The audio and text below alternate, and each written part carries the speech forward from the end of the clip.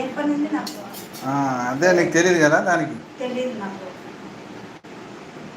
మేము మా అమ్మకు 5 మంది ఆడలేము, 3 మగవాళ్ళు. మా అక్కకు ఏమైందంటే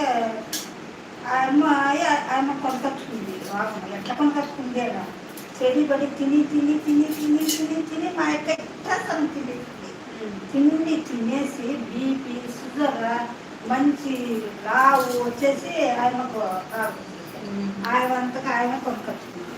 నా తమ్ముడు ఏం చేశా, మీ మామ నైనా తాగొద్దురా, నాయనా తాగొద్దురా, నాయనా తాగొద్దురా, ఎన్ని ఇస్తాండి లెక్క ఏమంటుందే కట్టలు కట్టలు ఇస్తాను అని ఎక్కిలిచ్చేది.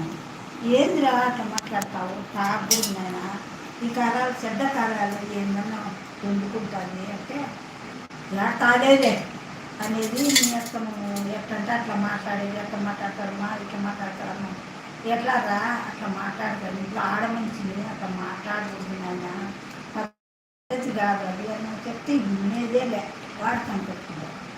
సరే ఇప్పుడు నారాయణకు ఏందో వాడట్లే తాగి తాగి తాగి తాగి బీపీ షుగర్ ఎక్కువైపోయి నరాలు తలకాయకి ఎక్కిందని వెళ్ళిపోయి వాడట్లే. అన్నీ మనం కొనుకొచ్చుకునేదే, మనం భయం ఉండాలా. సో ఇప్పుడు ఎంత